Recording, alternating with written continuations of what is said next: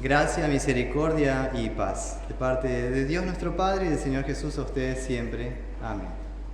Podemos sentar, querida familia de la fe. Y digo familia de la fe porque gracias a ustedes pasé una feliz Navidad, ¿sí?, con los hermanos en la fe.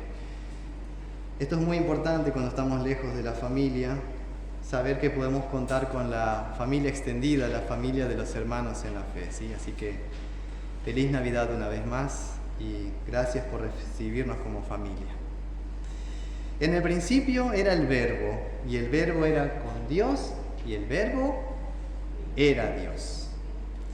Se puede traducir también así: en el principio era la palabra, y la palabra estaba junto a Dios, y Dios era la palabra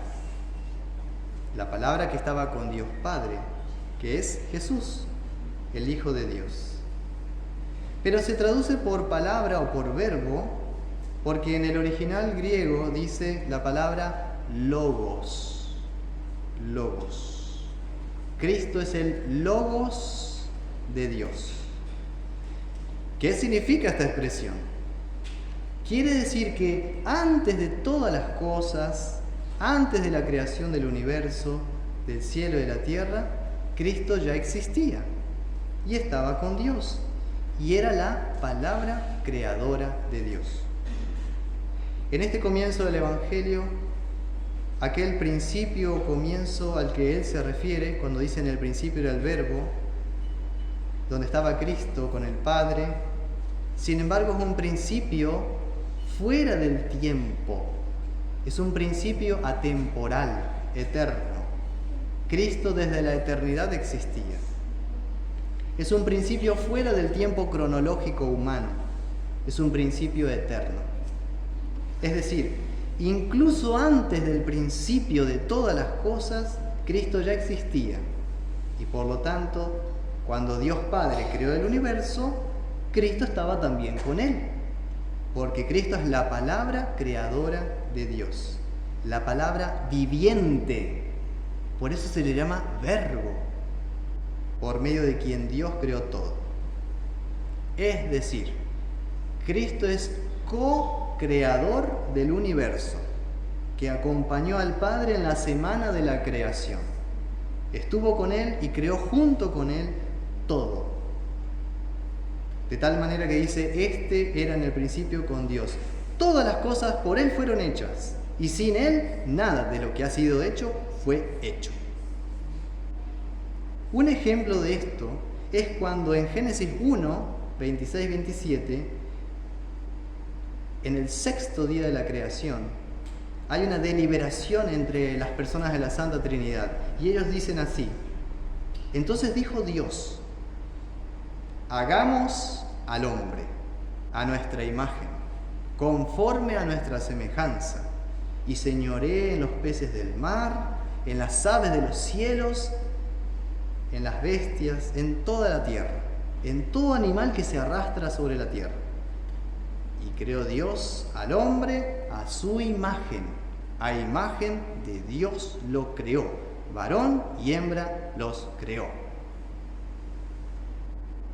Y el Evangelio de la Navidad nos presenta así a Jesucristo como la palabra eterna, no creada, sino engendrada desde la eternidad, como dice el Salmo 2, que desde siempre existió con el Padre y con el Espíritu Santo, un solo Dios, eterno, santo, justo, sabio, inteligente, lleno de gracia.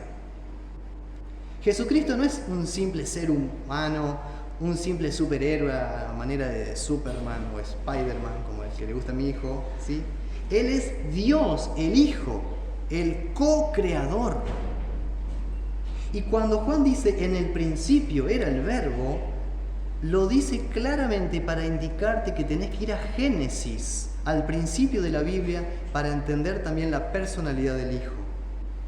Es la palabra viva, por medio de la cual todas las cosas fueron creadas, incluso vos.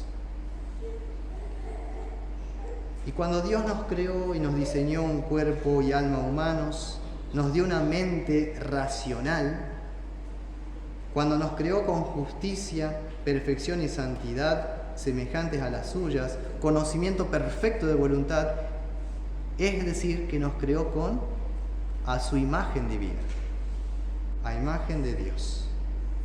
Adán y Eva eran capaces de gobernar y administrar el mundo, no como hoy, sino de manera perfecta. Y en todo eso estuvo involucrado Jesús. Sí, el mismo que sería luego tu Redentor, primero fue tu Creador. Pero algo pasó, algo sucedió. La caída. Caímos en el pecado. Adán y Eva le fallaron a Dios. El programa de Navidad lo reflejó perfectamente. ¿Se acuerdan? Adán y Eva, vimos en el programa de Navidad. Le fallaron a Dios, lo traicionaron a Dios. Literalmente hablando, le dieron la espalda y se escondieron de Dios. Por eso Dios, ¿qué hizo? Adán, ¿dónde estás? Tuve miedo, por eso me escondí. La mujer que tú me diste. Pobre Eva, siempre le culpan. Y Eva después aclara, no, espera, fue la serpiente. Prefirieron ellos oír la voz de la serpiente, a Satanás, y dejaron de escuchar la palabra de Dios. Prefirieron confiar en la palabra de un mentiroso en lugar de creerle al Dios de amor. Prefirieron ser infelices sin Dios, morir eternamente, en lugar de ser felices y vivir para siempre con Dios. Y esto, créanme, realmente le dolió mucho a Dios, que los había creado en amor, a su propia imagen, que les había dado el regalo de la administración del mundo en su nombre. Así que con la caída de Adán, a su vez, toda la creación en un efecto dominó también fue arrastrada a la misma condenación y a sufrir los efectos del pecado del hombre. ¿Qué efectos? Plagas, enfermedades, asesinatos, discordias, violencia, inmoralidad, desenfreno, codicia, corrupción, arrogancia, vanagloria, soberbia, contaminación, etcétera, etcétera, etcétera. Eso lo explica Romanos capítulo 1 y 2. Como ustedes saben, notamos con claridad que nuestro mundo sufre hasta hoy estos efectos corrosivos del pecado del hombre. Por eso, nunca habrá una solución humana, efectiva, duradera, que solucione el pantano en el cual el hombre a sí mismo se ha metido. El hombre ha cavado su propia tumba y no puede salir de ella. Bien, este cuadro desolador es revertido por Jesús, porque dice, en Él estaba la vida, y la vida era la luz de los hombres. La luz en las tinieblas resplandece, y las tinieblas no prevalecieron contra ella. Aquella luz verdadera que alumbra a todo hombre venía a este mundo, y aquel Verbo fue hecho carne y habitó entre nosotros. Así que Cristo, ¿para qué nace en Belén? Para revertir nuestra miseria y nuestra tragedia, para enriquecernos con perdón donde había culpa, para darnos su amor donde solamente había corazones con odio. Nos trajo vida eterna donde solamente había muerte. Cristo descendió del cielo y se hizo hombre y habitó entre nosotros para llenarnos de su luz, de amor, y disipar y quitar la oscuridad del pecado de nosotros. Así que en Belén la palabra viviente nos llenó de la luz de la gracia de Dios y volvimos a nacer. Los que andábamos en tinieblas vimos otra vez en el rostro del niño Jesús a Dios. El que nos había creado junto al Padre fue el mismo que vino a salvarnos. Por causa de Satanás y de nuestra propia desobediencia, habíamos perdido ese don de la amistad con Dios, la comunión con Dios. Perdimos la imagen divina en nosotros. Perdimos el regalo del cielo y no podíamos hacer nada para revertir nuestra propia tragedia. Pero Dios, que nos había creado, que nos conocía inmensamente y nos amaba inmensamente, vio nuestra necesidad, vio nuestro sufrimiento. Sabía bien que habíamos pecado, sabía también que no merecíamos ser rescatados, pero nuestra caída, nuestro dolor, sintió Dios también, como un padre que siente el dolor cuando un hijo se lastima, cuando un hijo se cae de la bicicleta y llora. Un padre que ve a sus hijos desesperados e impotentes, confundidos. Y Dios intervino. Dios no nos ignoró, no quedó indiferente. Sabía que para rescatarnos Él debería cargar nuestra culpa y cumplir la ley por nosotros. El Creador sabía que para rescatarnos debería emprender un camino de humillación, largo, doloroso, vivir entre nosotros como un mortal, no usando su poder divino, casi nunca, y cuando lo usaba era solamente para ayudar a los demás, que debía padecer la cruz y morir y resucitar al tercer día. Sabía que iba a ser difícil, pero Dios prefirió pagar el precio de este camino, asumir el costo que significaba quitar el pecado del mundo y vencer el diablo y la muerte para nuestra salvación. Todo eso que les acabo de decir es lo que significa aquel verbo fue hecho carne y habitó entre nosotros. Asumió desde su encarnación en el vientre de María nuestra naturaleza humana sin dejar de ser por eso Dios. Dios para salvar al mundo. Hombre para ser sustituto del hombre en la cruz. Dios para cumplir la ley por nosotros. Hombre para sufrir y morir como hombre. Para comprender mejor lo que hizo Cristo y para terminar, les voy a contar una imagen, una ilustración. Imaginen que ustedes son los niños del programa de Navidad, ¿sí? Hace mucho tiempo ustedes fueron niños también, ¿no? Bueno, yo no hace tanto, pero ustedes fueron niños, niñas, ¿eh? Estaban en un programa de Navidad. Y al final del programa, ustedes vieron, ¿qué sucede? Las maestras llaman y le dan un paquete a los niños. No sé, ¿qué antes que regalaban en los programas de Navidad? Golosinas. ¿Siempre fue golosina? Bueno, imagínense el paquete de Navidad más lindo que se imaginen, ¿sí?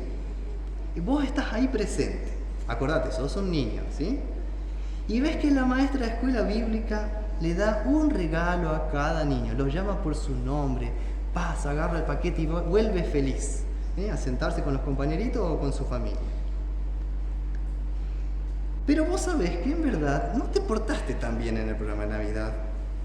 No quisiste decir el versito, pataleaste, hablaste mal a tus padres, a tu maestra. En el fondo sabés bien que vos no merecés el regalo de la Navidad. Y al final, la maestra reparte todos los regalos a todos los niños. Todos vuelven a sus asientos felices, abren sus paquetes. Pero a ti, nadie te llamó. No hubo un regalo para ti. Y te pones a llorar, tristemente. Incluso a tu mamá se le corre una lágrima que trata de ocultar. Pero entonces tu maestra de escuela bíblica, la misma que repartió los regalos a los niños, te vio, se acercó a ti y con una sonrisa de amor te entrega un regalo. Ella había sido que pensó en ti y había pagado el paquete de Navidad para ti. Te lo entrega, te da una sorpresa y una alegría inmensa. ¡Qué alegría! Mi maestra se acordó de mí. Por puro amor ella misma pagó el regalo para mí. Me lo reservó para dármelo en la Navidad. Uno respira aliviado, está feliz y dice afectuosamente: Gracias, Maestra. Hermanos, de la misma manera Dios se compadeció de nosotros. Cuando todo parecía perdido, nos dio un regalo precioso, el regalo de su Hijo Jesús, de ser Él tu Salvador, que pagó con su vida para que tengas el regalo de la vida eterna. Cristo es el regalo que el Padre reservó para ti desde siempre y que lo ha revelado al final de los tiempos y se lo ha mostrado al mundo en Belén. Dios nos regala en Jesús de nuevo el paraíso que había sido perdido. Ahora está abierto para todos los creyentes.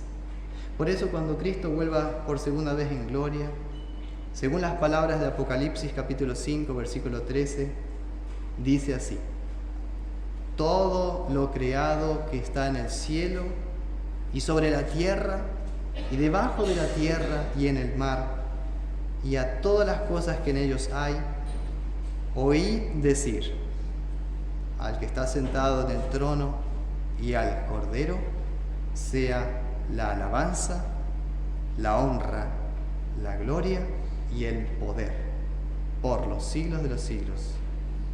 Amén.